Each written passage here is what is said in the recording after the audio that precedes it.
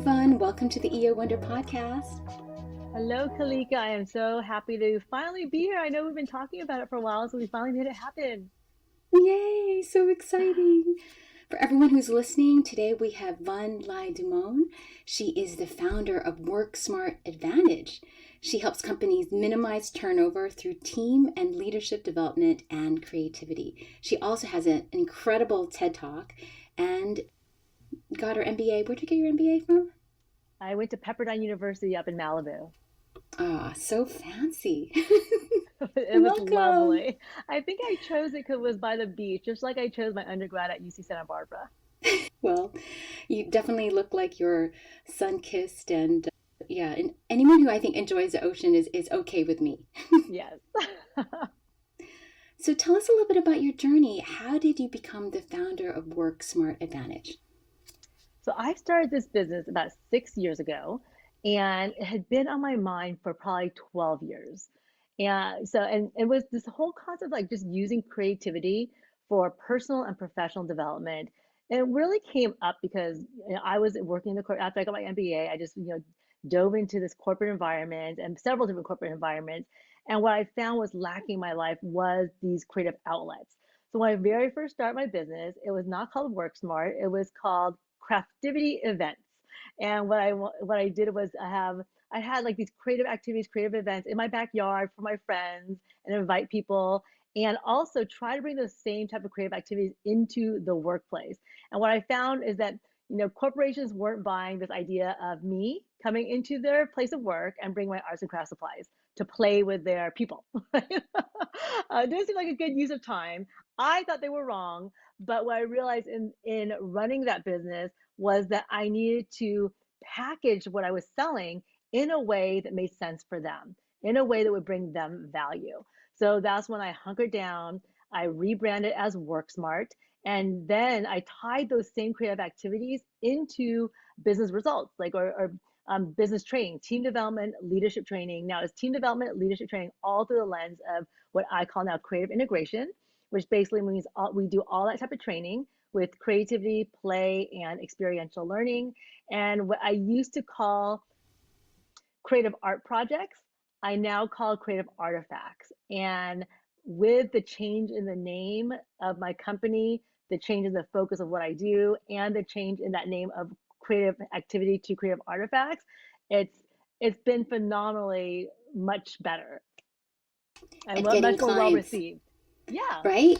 Yeah, because I think that you're absolutely right. I think that people need to be able to understand in their language what that's you're right. doing. Yes. Yeah, yeah. Absolutely. And I still find with the work I'm doing, there's still education around it. Like, why is creativity good for business? Why should I do leadership training through creativity? So there is still a level of need for education around creativity, but I am finding that it's a lot easier for me to express the importance of creativity in that sense of, well, we're all creative. Good ideas can come from any level of your organization. And when you teach through creativity, you're tapping into a capacity that every single person on your team has. And it leads to engagement and retention. And that sounds a lot better than like, oh, I'm gonna bring in art supplies and we're just gonna sit and play. Which there's nothing wrong with play because that's when we get the best ideas. That's right. That's right. And that's what we are. Like, once I get in there, that is what we're doing, but is languaging in a way that makes sense for them, like you said. Yeah, you know what's really interesting? I find that the companies that are the most creative, the most purposeful are the ones who spend time in helping their employees thrive and flourish in and unlock this creativity potential in their workforce. A lot of people Absolutely. You aren't think really. about like you think about 3M, they're always reinventing, inventing new things, and they are a company that specifically gives people time every week to just think and create.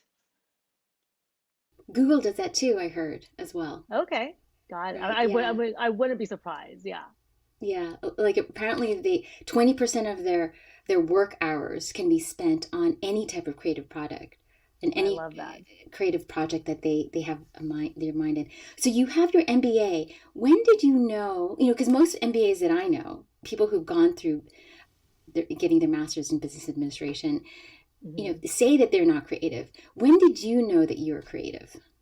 I have always been creative. The MBA was a fluke, similar to most of my life is a fluke.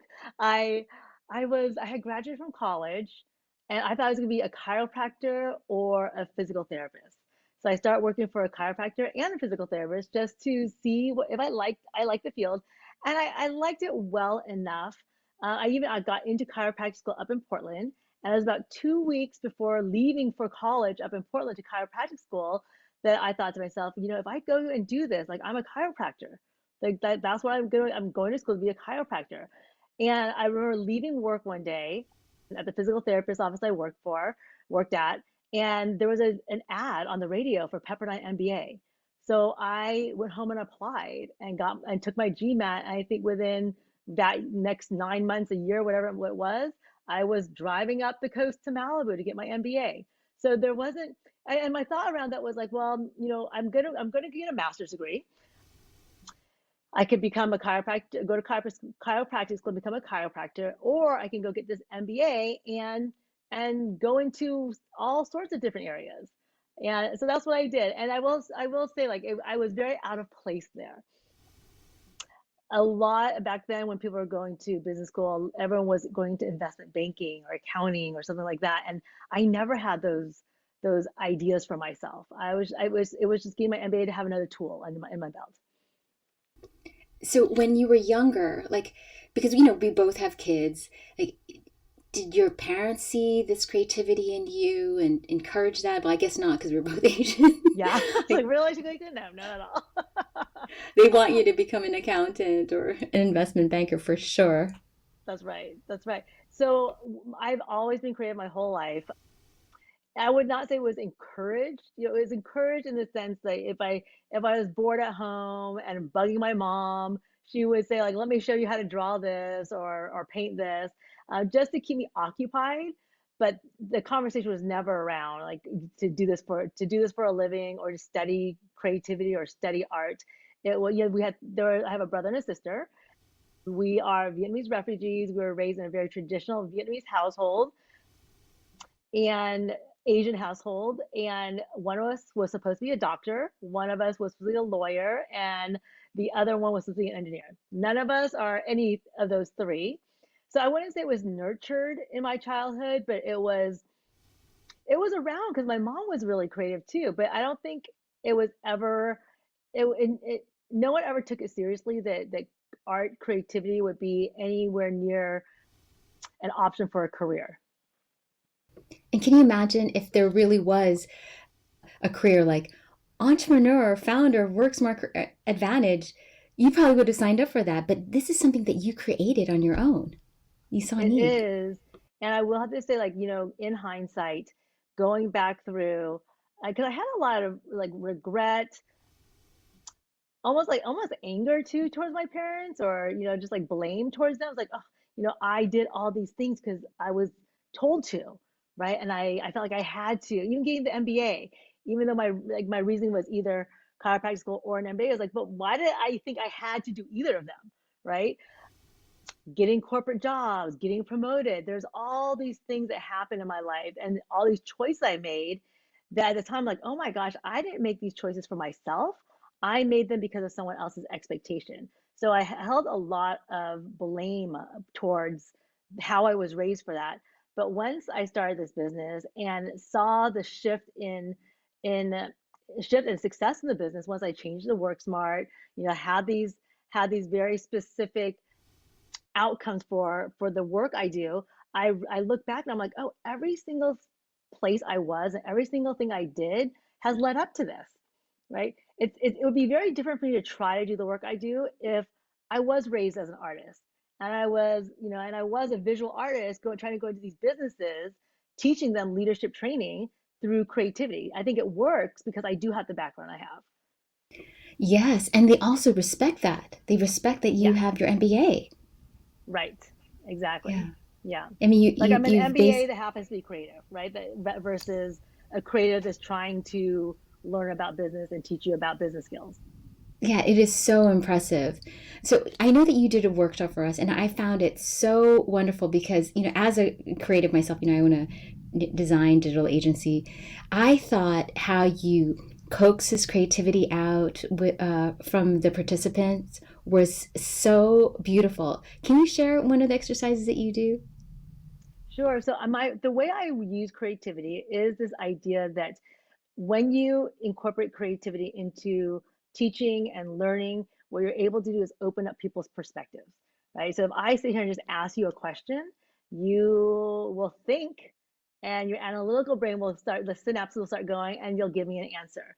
But rather than doing that, I might say like, oh, Kalika, tell me a little bit about yourself, but why don't you look at these images and tell me what characteristics of these images remind you of some personal values you have, right? And that, for some reason, allows people to come up with more ideas, number one, and then share more freely.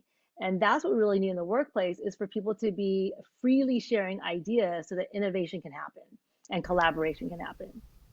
I know the word that everyone uses is psychological safety, Safety, right? right? Because sometimes people, especially if they're women of color or people of color, indigenous, they may not have much of, I don't know, they may not feel like they have a voice. And when you have these creative workshops for businesses, it makes people, put their guard down and lets their brain grow and flourish with Yeah, ideas.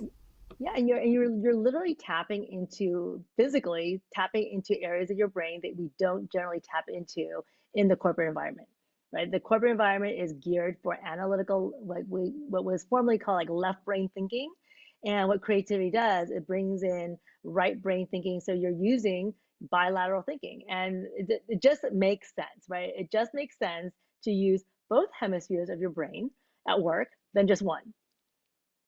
And how have the companies that you've worked with thrived?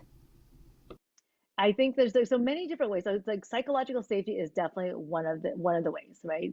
This idea where you were creating this space where people feel safe to share ideas and they feel that their ideas are being heard. And that is something that I talk about a lot in the workshops I do and in the environments I work in, is that what creativity does is it levels the playing field. I use this example a lot. You may have heard me say it before, I'm not sure. But when you're, and I am one of these people, like when you're in a corporate environment, if you're in a boardroom meeting and the person leading the meeting asks a question, here's our challenge. Who has an idea to solve this challenge? Let's brainstorm. You may hear, let's say there's 10 people in the room. Three people are going to have all the answers and they're going to continue to talk, where the rest of us, including me, I'm going to sit there with my ideas in my head, ruminating on how I should say this. When should I say this? Is this a good idea? Will people make fun of me if I say this? Well, will I offend someone? Like I'm just like thinking, thinking, thinking. And that idea is never going to get out of my head. So you really, when you do it that way, you're only catering to the people who are, you might want to use the word extroverted, who are comfortable speaking out loud. But when you bring in these creative tools, what you're doing is leveling the playing field so that everyone can have their ideas heard. So instead of someone sitting in the boardroom and saying, here's our challenge, who has an idea, let's brainstorm. How about we say, here's the challenge. I'm going to play classical music for 10 minutes. Write down all your ideas. Now pass your paper around and let's read off the ideas that are in front of you. Or here's, 7 pounds of Legos. Build your ideas and then share your ideas. So there's many ways that we can idea share and brainstorm that's not traditional to a regular workplace. And and and in bringing those different modalities in, what I've seen the way that I've seen companies benefit is that more ideas are shared, and you are not only that, but you are creating that psychological safety.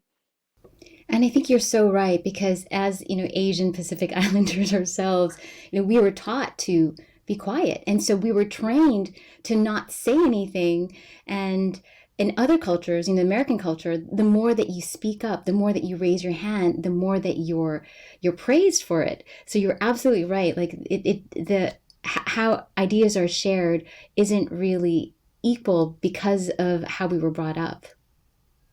Yeah, exactly. So that whole idea of like diversity of thought, neurodiversity, creativity addresses all of that. How exciting. So, what other? I think the one thing that you had us do was I think, get some Legos and create like a duck out of it or something like that. Was that one Yeah. of them? Okay. So Yeah. that is an exercise. I do that exercise often, and I do that exercise as an opener for most of my workshops. Number one, to show people that you are creative, and to visualize this idea of diversity. So the exercise, whether you do it with Legos or you do it in a drawing, is I give people, if we have the supplies and people have agreed to supplies, I will send everyone 6 identical Lego bricks, red and yellow Lego bricks. And then I will have them take out the Lego bricks and I give them 1 minute to build a duck. After that, most things have been on, virtual on Zoom now. I ask everyone to share their duck into the screen. And we look and I just said, what do you notice? And what people will always notice is that none of the ducks are the same. And None I've of done this in a them room of were like the same. none of them were the same. I've done this in a room full like of 250 people, and none of the ducks are the same. And what that speaks to, number one, is this idea like, okay, if you walked in this room and you thought to yourself, I'm not creative, well, guess what? You are. You just took 6, random pieces of Legos and built a duck. It also shows that you are a creative problem solver because your challenge was to build a duck and you took 6 random pieces of Lego and built a duck. And it speaks to diversity, right? We all had 6 identical building blocks and everyone built something different. And think about how many building blocks it took to make each and every single one of us, to bring each of us into this room. So it really sets the stage for this idea that every single person in here has a different perspective to share, different experiences that they've had in their lives to share, and everyone's voice matters. This reminds me of this TED Talk that I saw called How to Solve a Wicked Problem. And the Uh-huh. one exercise was show me, if you want to solve a wicked problem, first show me how you make toast. And similar to the duck, everyone's drawing out their how to make toast. Every single one of them were different. Some people were And it's talking making about, toast, right? Yeah. yeah, it's making toast. Some people started from way back then, where you're basically making flour, like you're making the wheat, And then there's some people who students like literally there's fire, and then there's a toast on a skewer on top of it. I love So, that. and then what he talks about is what you focus on shows a lot about your thinking, because a lot of times people were focused on the end result, the peanut butter and Mm. jelly. Some people were focused just on the toaster, and some people were Oh, focused on the plate. Like, it's so yeah. interesting. It's so interesting. Yeah, and that does speak to exactly that speaks to like our diversity, our perspectives, and how everyone can look at one thing and see something completely different. Completely different. So you also had a TED Talk. Tell us a little bit about the Yes. TED Talk. So my TEDx talk was on it's on this idea and that I bring into my work which around following your curiosity. How when you follow your curiosity, when you take small steps, it leads to possibilities, right? You ask what if, just get curious by asking what if, take small steps, and then you lead to these new possibilities that you could not ever imagine. And it's based around the story of my mom. When I had mentioned a little bit earlier that we are refugees from Vietnam, we fled the day Saigon fell to the Communist Party in 1975. And our first home here was at Camp Pendleton Marine Base. After that, we were transferred to the first non-military refugee integration center in the United States. It was called Hope Village. And it was there where like volunteers came and flooded the camp and helped us. And there was one woman at the camp, a Hollywood movie star who volunteered. They named Tippi Hedren, and she just took to the women and she said, "I want to help them find a career." And she decided to start them on typing and sewing classes because both those careers were fairly easy to learn, easy to get into. But these 20 women, including my mom, were just so curious about her long red, Hollywood style manicured nails. And if you think about that, Kalika, you really think about that, like here they are typing and sewing, curious about her nails. Tippy could have said, "Thank you so much for the curiosity and for the compliment. Keep typing and sewing." But she didn't. She didn't just ignore it. She's like, huh, interesting. They're so curious about this. What if? Like, what if we could get them trained and licensed as manicurists? And she took the first small step and invited her manicurists from LA up to Sacramento. Every weekend, she would fly her up there. And she taught these 20 women how to do a basic manicure. And they loved it. But you had to be licensed to be a manicurist in the United States, and you still do. So then Tippy just walked herself down to the local beauty school, Citrus Heights Beauty College. And she said, I know this is not the way it's generally done, right? I know this is not the way you guys do it, but I have these 20 women. They have no money. They don't speak English. They want to be manicurists. What can we do? And they said, we'll help them. So they all went down there, 400 hours schooling every single day for 10 weeks. And they learned English. They learned all the like the Juliet manicure, all the things that went on with nails back then. And within 10 weeks, they all passed their manicure practicum and written tests in English. And they were the first licensed Vietnamese manicurists in the United States. And clearly, that's not the end of the story. We all left Hope Village, sponsored by different families and churches. We were sponsored by a church here in Santa Monica, and Tippy came to our little one-bedroom apartment, drove my mom around until she found her first job at a little boutique called Bojack Beauty Salon. And my mom, that's how she got her start with the manicure industry. And it was the Vietnamese refugees and immigrants who came the years after us who just blew this industry up, right? They started opening their own Yeah. beauty salons, manufacturing their own supplies, opening their own beauty schools. We have a good friend whose mom opened a beauty school in Orange County, Tam Nguyen, who he runs it now. He's a family business now. And the manicure industry is now an $8.3 billion industry that so help support, Tippy's goal was like, I want to help these 20 women support their families. And what she did, what she couldn't see is that she would help hundreds of thousands of families and, support, 100,000 families support themselves and start a new life in their country. But you look at the second generation, like me, right? I had the opportunity to get my MBA. I had the opportunity to start my own business. My kid will never know, like my kid will have it better than me. And we taught it's just so amazing what one act of kindness could do. Yeah, and for everyone who doesn't know, Tippi Hedren, she's famous for Albert Hitchcock's The Birds. So she That's could have right. been doing so many other things. But here with Yeah. such a big heart. And back then this was in the 70s. Is that right? Yes, Was this in the 70. 70s? Yep. Yep, 75. Yeah, I mean, in the mid 70s, someone, powerful like her used her power to be able to help women. And what a wonderful thing to recognize, especially as we're celebrating Women's History Month in March. Yes, absolutely. I mean, if people are listening and don't know who Tippi Hedren is, she was much more than a movie star, right? She helped my family, she helped all these women. There's another story about a famous Vietnamese actress who was, she was stuck in Vietnam, finally was able to get to Canada, but her family was here in the United States. But she knew everyone, right? She called everyone she knew in Hollywood to help her, and no one helped her. And then she's like, "Well, my last chance is Tippi Hedren," and she had interviewed Tippi Hedren one time, and didn't know each other, weren't friends. And she called Tippi, and with like the way she says, like at a payphone with coins, like her last coins, saying, "I'm stuck up here. I'm trying to immigrate to the United States, but I need a sponsor." Without hesitation, Tippi said, "Come here, come down. I'll sponsor you." And she let her live with her, wore her clothes, just completely supported her and to get her back on her feet. So when you talk Wow. about like empowering women and act and as an act, not just as in stating it, like she was way ahead of the curve.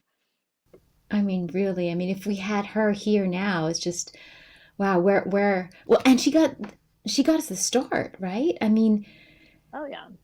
it became a domino effect, it became it's such a beautiful, beautiful start to what we're seeing today in Hollywood, in business. We definitely are seeing a lot more. We still have a long way to go, but for sure, like amazing to be. Yeah, Yeah. absolutely. It's a beautiful story, and we're so grateful to her. Yeah. So it was your mom that really helped you inspire. So it was her curiosity, it was her courage that helped you inspire you to start your career. Yeah, and I didn't really know that, right? Like it was always like us against them, right? Because our cultures were so different growing up that it always seemed in my family like the kids against the parents because they're so strict and they will let us do anything. And it wasn't until well into adulthood that I realized like, oh, the lessons I learned from my parents were not what they said, but what they did, what I watched them doing. And what I watched them doing was follow their curiosity every day based and work hard, right? But follow their curiosity based on necessity, not not interest. And I am fortunate enough now to be able to follow my curiosity based on interest. So when I say that, I mean, like, my mom would be like, okay, well, I need more supplies for my nail business, but I can't afford what they're selling at the stores. So let's get on the bus, kids, and go to the hardware store and buy sticks of wood and sandpaper and glue, and we'll go home and make nail files, right? So like things like that I just saw her do on a daily basis that clearly inspired me to just continue to look at things in a different way creatively, get curious about how else I could do things, ask what if, and then take these small steps to get it done. That is so inspiring. No wonder you like arts and crafts. Yeah, exactly. So true. And she It's used it to solve a problem. and to use it to solve a problem. So it wasn't until well into, I think it was like really in doing my TEDx talk that I recognized, like, oh my gosh, like my business, my work that I do in curiosity and creativity, that didn't come out of thin air, right? And that wasn't a rebellious move. Like that was what I saw all growing up. And it really was an inspiration from my mom. Yeah, I know. It was such huge inspiration. And I'm sure that now we're seeing all the chaos that's happening in the Ukraine, and with the refugees moving into other different countries. What are you experiencing when you see that? Well, I would say like with Ukraine, recently with Afghanistan, a couple really powerful things. Number one, all my life, I always told that refugee story as my parents' story, right? Like my parents fled Vietnam, my parents did all this, which they did, and I had to reflect on like, and I was there, right? I was a 2-year-old child who absorbed all of that. And it really, I mean, it kind of came up a few years ago in a meditation retreat I went on. The woman running the retreat, she's like, "You tell your story like it's not yours." I was like, "Well, it's my parents' story." She's like, "No, you need to own that, right? It lives in your body." And then seeing images from Afghanistan of these families fleeing their country, and seeing these small children the same age I was, 2 years old, clinging to their parents, and you can see the fear in their eyes. And it struck me as like, oh, that's who I was, and I've only started really reflecting on like what was that experience for me as a 2-year-old, even though I couldn't verbalize my feelings, like this idea that trauma lives in your body, and how can you release that? How can you work on healing yourself, even though you don't have conscious memory? So that's one thing that came up for me. And then the other thing is this idea of it, because especially with what's going on in Ukraine, what happened in Afghanistan, there's a lot of pain around it. There's a lot of struggle, people looking at it with through very rightfully so negative lens of like, oh my gosh, this is like so painful to watch, and I can't believe this is happening. But with a 40 plus year view, like hindsight, I also think of the possibilities that are going to happen from this too, right? Yes, there's a lot of suffering now. A lot of people will suffer. A lot of people will continue to suffer. There's going to be some very tragic stories that come from this, but there's also going to be a lot of miracles and amazing things that come from this as well. Yeah, the human spirit, the resilience, the power just to want to survive, not only want to, but the will to survive. Yeah, I think it's so absolutely. important. Yeah. One of my Absolutely. friends, Liz Arch, she was on the podcast earlier. She was telling me about this one time when she was 5, and she Hmm. grew up in Hawaii, and I think it was Kauai, and her entire home was flooded. And so she remembers at 5 years old, her dad carrying her, and she was, I think, on top of the roof of her car. The dad was putting her on the roof of her car as she watched her the Oh my, furniture go, and oh she my said goodness. similar to yours, where she didn't really, she was just, it wasn't her story. And then when she started really owning it, she realized that she would have these traumatic things happen seasonally, because I think it Mm, happened in January. I think it was like New Year's or something like that. And so every single time, because she didn't process it, subconsciously, in January, some crazy thing would happen to her. Isn't that yeah, interesting? That's it's very interesting, right? interesting. Yeah, Yeah. it is interesting, and I absolutely believe it. What you might know what this book is like. Your body keeps score. I think that's called. Yes, I haven't yes, read it yet. Peter. Yeah, it's such a great book. I forgot who Yeah, wrote it, I have to but read yeah, that. yeah.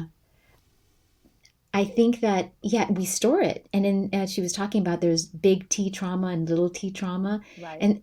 But if you don't even recognize that it's trauma, then how are you going to work through it? Yeah, absolutely. Yeah. And the idea of like, I mean, this gets into like I mean, if you're doing better than your parents did, which in terms of like your life experience, it's hard to own that trauma because I've always lived my life thinking like, well, whatever happens to me is like, well, it's better than what happened to my parents, right? And I have it better than my parents. So you almost dismissing anything bad that's happened to me in comparison.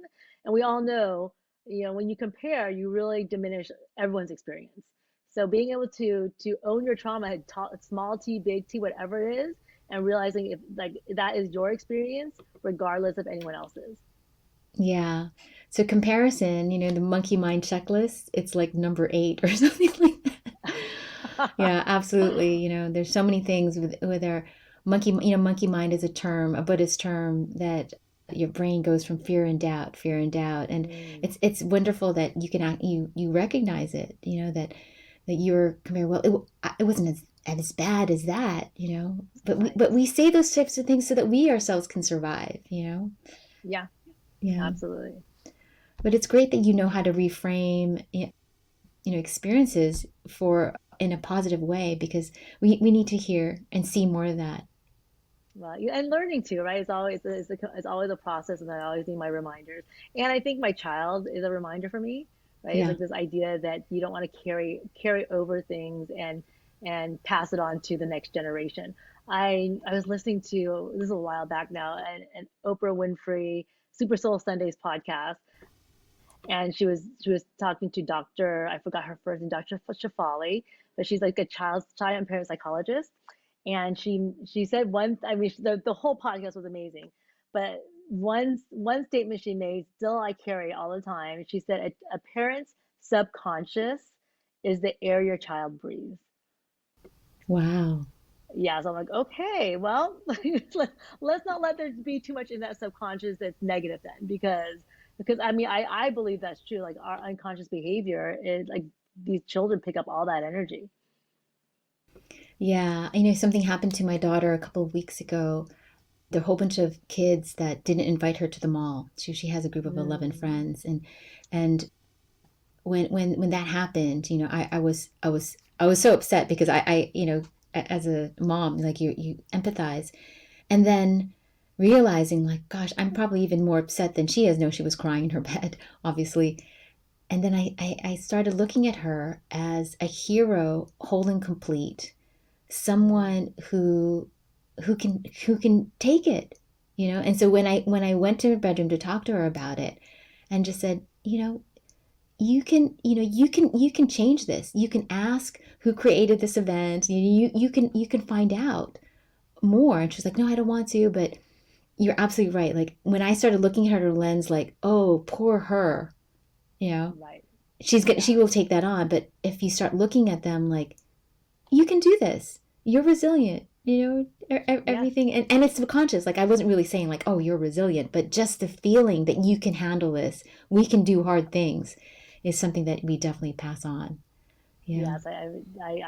I really am trying to pass those type of lessons on to Nika. Like, and the fact, like, like when you think about like our history, your family's history, my family's history is like, yeah, like it's not just a saying that we're resilient and relentless. And I tell you all the time, we come from a history of relentless, resilient people, and that's what's in our blood.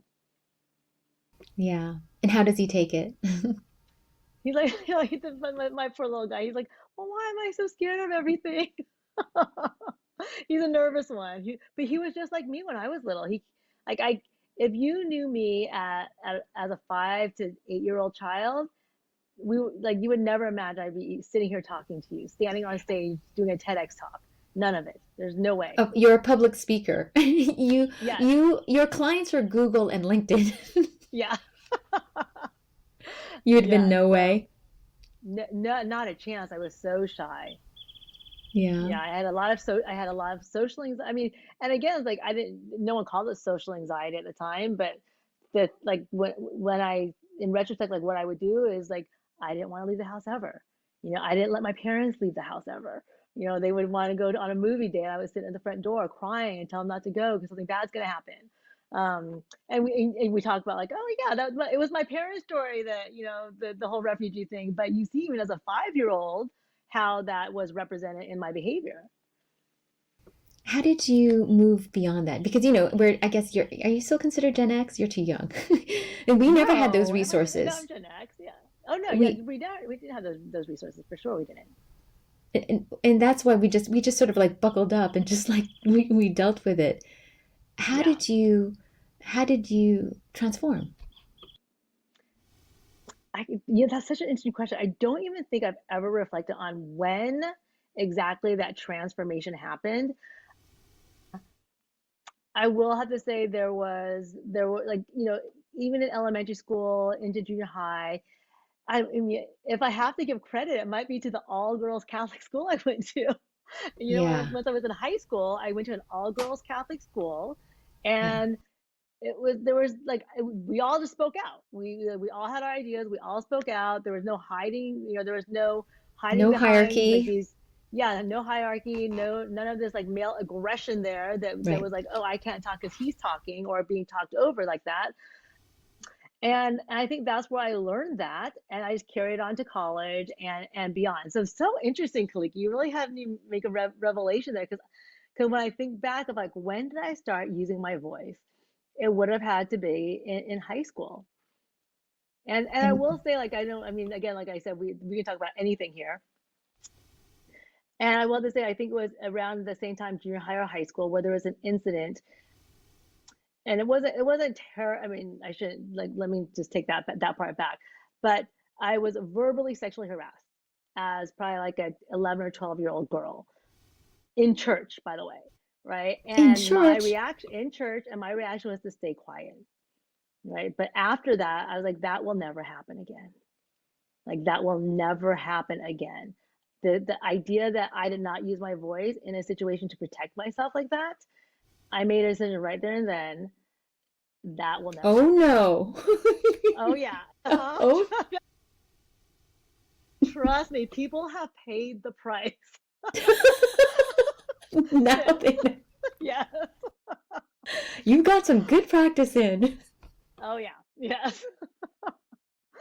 So Yeah. yes, I think going to an all girls Catholic high school where we were encouraged to speak up and understand, to empower one another, empower ourselves. And that one instance I can pinpoint and be like, I really recall going like, well, that's not gonna happen. I don't like the way that felt. And I'm not gonna stay quiet anymore. Yeah.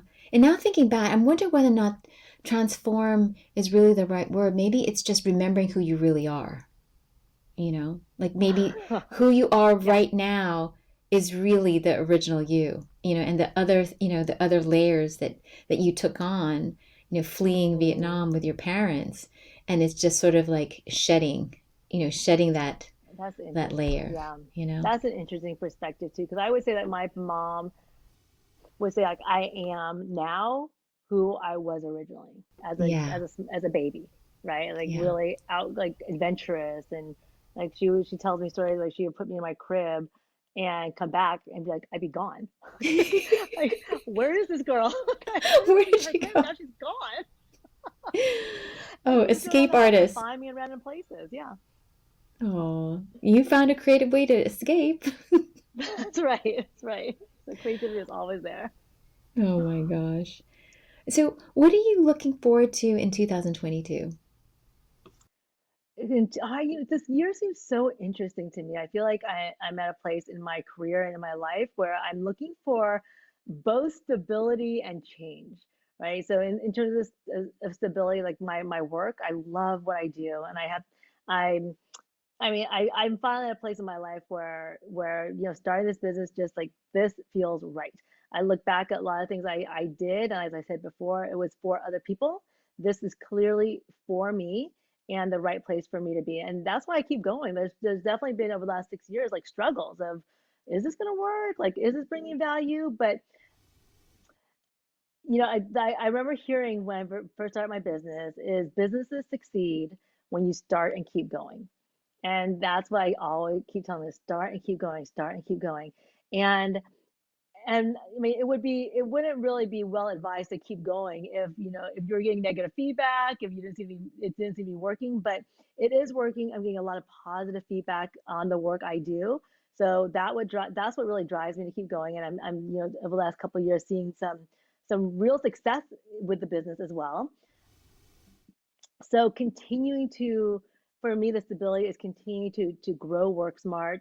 We have brought up a little bit before. Through my work, I've met some amazing people and have had some amazing collaborations and opportunities. One of them is with an organization I started volunteering for down in San Diego called the Honor Foundation.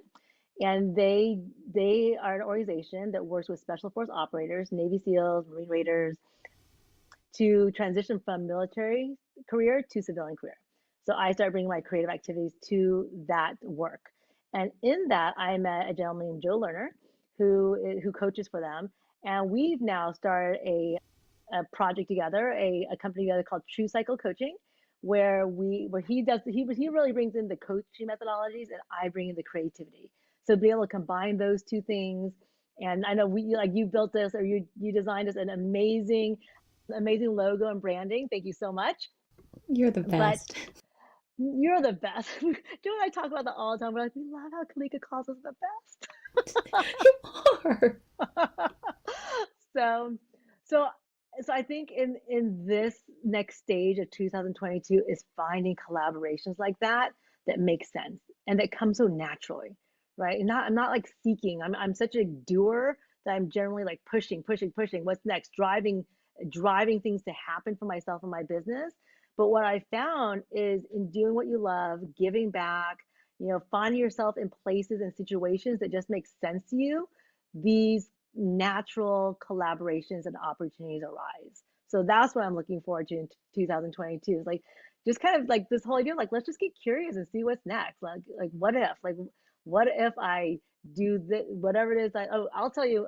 Like I know I'm just rambling on, but I'll tell you another thing where I was on Instagram and I was scrolling through, and this this post came up from an organization called SUP Vets, Stand Up Paddle Avoiding Vets. So I click on it. They are another nonprofit, and they take veterans free of charge down to Punta Mita, Mexico, to learn how to paddleboard surf. Wow. And because of what I learned from my mom and Tiffy's experience, rather than just continue to scroll, I clicked on message and I said, I work with veterans. I love Mexico. I paddleboard. I would love to connect with you. And we did. And I met with the founder in San Diego one time when I was down there. We haven't come up with a natural collaboration, but I just feel like that's coming in the future. And one day you will see a post of me on Instagram, on LinkedIn, where I'm paddleboarding with veterans in Punta Mita, Mexico. That just gives me goosebumps. Like electricity is just running through my body Oh, just listening to that, that you were willing, because I really do believe that our greatest power is to be willing, even before being courageous, even before being brave. You were willing to just be open, to yes, possibility. Yeah, absolutely. Yeah. yeah. Yeah, the openness to possibility is like that clearly leads to new opportunities, and you just never know what might come into your life. Yeah. I've been reading this book by David R. Hawkins called Power versus Force. And he talks about these Mm, different qualities and how they are sometimes juxtaposed. And what reminded about what you said earlier is, instead of just sort of seeking it, he says that there's a difference between receiving and grasping, ooh, oh yes. That right? speaks to me, Kalika. Yes. Right? Like I'm That here, completely speaks to me. I'm ready to receive. I'm ready to receive hints from the universe, possible collaborations. I'm here for it. I'm here for it. Yeah. Instead of just like, well, because there's two planes, right? There's two planes. There's the competitive plane, right? And then there's the creativity plane, which you live in, where there's infinite possibilities. And when you're in the competitive field, that's when you're grasping because there's not enough. Mm, let me just elbow Yeah. this person out of the way. But when you move higher, in vibration or in energy, that's when you start Yes. receiving, and it's always there for you. Oh, So I love that. if someone wants to collaborate with you, how Yes. can they get in touch with you? Message me on And Instagram clearly. Just kidding. and would be a great collaboration? So, okay, I'm gonna go back to that receiving thing because I'll tell you why Yeah, it speaks so much to me. yeah, Because even though I am a creative, I had to learn to be this way, to receive and to because I am also, kind of like a driver. Like I like to get things done. I like to do things rather than just be. yeah. And I to the point where like especially the first few years of my business, just really driving my business forward. And I had a business coach at that time who said to me, what you're doing is you're telling the universe that you don't need anything, right? You're Yeah. telling all this doing is telling the universe like you have everything you need. And what she's like, what I suggest you do is spend the work, with the work hours you need to get things done for the day, but then stop because I was working like 6 a.m. to 12 a.m. And she's like, and just limit yourself and then just stop and make room to receive, and the universe will answer you, and it certainly has. Have you read the book Science of Getting Rich by Wallace Wattles? No, no. I love your So book recommendations. I write that one down. that book, in one of the chapters, it talks about doing today's work today, Mm, being excellent today. But don't do tomorrow's work today. Do today's work in the most excellent way you can today. ooh, I So like that. crazy, right? It's good, right? Yeah. Yeah, it really is. Well, if you are going to Um, read it, I would recommend chapter 4, chapter okay. Oh 7, my gosh. Yeah, chapter I will do 11, and exactly. chapter 14. So anyone 4, else? 7, 11, and 14. Oh my gosh, I can't believe you have that Yes. memorized. Okay, good to know. 4 talks about thought, because you can Uh-huh. impress whatever you want into the original substance that's out there. Chapter 7 talks about gratitude. Mm, Chapter 11 talks about the way you have to act, which is, a lot of times people think that they're like, oh, well, I don't like the job that I'm in. I don't like the business I'm in. Like when I have my next business, I'm going to, no, no, no. You have to act today. And then the final one, number in chapter 14, is always give the impression of increase to someone. So if like for instance with you, Vaughn, I'm just like, Vaughn, you're gonna be rich. Like you're a badass. It just basically that's saying, awesome. and without even saying it out loud, you're talking about the subconscious. That's Yes. the subconscious that I'm always giving to people in the back of my mind, like, you are so successful right now. You're just Oh, I great. love that. That's Yeah. great. Oh, well, Yeah. thank you. You're like when we talk about women empower women, like I definitely put you at the top of my list for someone who does that. And you never expect anything back. You're just always giving and so supportive, so supportive. And I really appreciate that. And likewise, you too. I mean, you're always the first person to connect people to people. You're so giving, like you're so generous with your time and with everything that you have. Like, thank you so much for also supporting my daughter's business. Vaughn Oh, was probably oh like my cookies. our Speaking best, of, our best client. She kept on like ordering it for her friends. So thank you so much. You were just of so course. kind and just so lovely. Oh, Hey, I have yeah, another I mean, question. Good. yes, go ahead. I So, was gonna say, of course, we have to support each other's businesses, right? And yeah, it's a woman, a girl-owned business, and and the idea of like having our children feel confident and be confident in their ability to do things. I think that's so important. yeah, yeah, yeah. I think the first step to business is selling a product to a stranger. So thank you for giving them the Of opportunity. course. Yeah. So I know one of the things that you're very I mean, you have a lot of great habits. So what type of habits help you succeed as an entrepreneur? So I think having a morning routine has really helped me to focus. So my morning routine is not. I wake up and I listen to this 7 minute podcast. It's called 7 Good Minutes, and it's quick, right? It's just seven. It's someone I forgot his name, but he plays he plays other people's talks that are 7 minutes long. He pulls out the good pieces of it, and and it's just something that inspires me in the morning. And then I do a little bit. I know you have Peloton too. I'm not hardly ever on the Peloton, but I use the Peloton app to do some exercises. I'll do that. Then I might just lay there and just do some like quiet breathing for a few minutes before I get my day started. And then also and that's sort of like mindset stuff. And the other habit I've started doing over the last year is starting my day the night before, right? So I'm not waking up thinking like, what am I going to do tomorrow? Like I look at my schedule the night before. I'm like, okay, what needs to be done, and identify the top three things, like you were saying, what needs to be done tomorrow, and and then making a list underneath that of like what would be nice to do, right? What else would be nice to do, and clear all my appointments, and then being okay. And this goes back to that whole idea of leaving room to receive, being okay with like I got the top three things done, right? And that's a successful day. If I get some of the other things done, great. But if I have those top three things done, I can be done with my day. I love that. I love the idea of planning the day before. I mean, or the evening before. Is it the evening before? The evening before, yes. Yeah. It is so smart because then you're like, oh, do I really want to do that?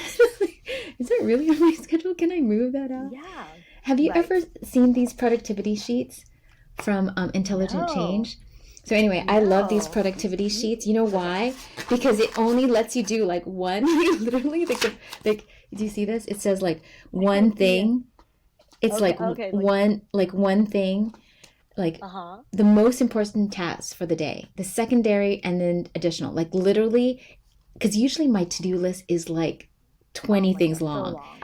and Yeah. it makes you really think like, what is the most important thing I need to do today? And it's hard to fill this thing out, just like, and then I'm writing the back, like, but I want to do 25 things. I don't want to I just do know, I one. know. Yeah. Yes, Oh, we're similar in that way. So we'll keep ourselves accountable to doing the one thing. yeah. Which makes a huge difference because oftentimes we're always, there's such a huge difference between productivity and busyness. Like Hmm. we like being, and another thing that I do, which I'm just like, I really have to stop doing is like, if there's like a moment in my day, it's like a half an hour or something like that. Uh-huh. I want to fill it, like right before Oh yeah. like right before this podcast, I jumped on the Peloton because I had a half an hour, like why couldn't I just have just sat there? Sit. Yeah. No, I'm going to Well, jump on the phone. well, besides the morning routine and the planning my day, the evening ahead, what I implemented last year only lasted a week. I really want to start implementing again now, starting maybe right now after this, is a nap a day. Mm, Because I mean, I'll tell you, when I was doing it, it was like 20-minute naps, 25-minute naps. It just refreshed me for the rest of the yeah, day. yeah. So what time would you do it? I'm gonna go do it right now. Yeah, okay. It's two I would o'clock. say like after lunch, like 1:30. I used to, I mean, I was doing it when I was doing it before, but I think that's good though, that you're not like, that's around like after lunchtime, you're a little tired anyway, and just Yes. refresh yourself for the rest of your day. Yeah, and the fact that you can also realize that and you give yourself that room, like John F. Kennedy would take naps. I mean, many top leaders take naps because you're Yeah. absolutely right. It just boosts. And for me, it's doing meditation, which as soon as you meditate for about 20 minutes, like you're back up again, Yeah. and the pranayama breathing. Oh my gosh. Thank you so much for spending so much time with me. You're just awesome. You know that? Oh, it's always a joy to spend time. And can we just I want to just tell people how we met? Is that Yes. okay? Go Uh, ahead. so when I very first started my business, I was like, I need a website, and I reached out to you. I don't even know how I found you. First, like Googling like website designers in Santa Monica or something, like branding agencies in Santa Monica, and I found you. You quickly responded to me and sent me like a proposal. But I was a new business. I'm like, I can't. It's not within my budget right now to work with you. And I didn't expect to hear back from you, but you wrote back right away, and you were so kind. And even though you knew you weren't getting any money from me, you weren't gonna be working with me. Your response, like anything I can do to help you, let me know. Um, and it just stuck with me. And then when I No. went to rebrand about 3 years ago, it was not even a choice who I was going to. I reached out to you right away. And I'm so glad we did, because we built this beautiful friendship, and I'm just so grateful to have you in my life. And again, electricity is going through my mind. Like, thank Oh, you so much. That really touched me. And I absolutely remember you. And I remember our first initial meeting. I'm just like, oh my gosh, like, it was just so nice to be in touch with you again and just to see you succeeding and see you working with, huge Fortune 100 clients like Google and LinkedIn now. And, creativity really makes a huge difference. So anyone who needs, a boost of creativity, please reach out to Yvonne and connect with her, because she will definitely help revitalize your business.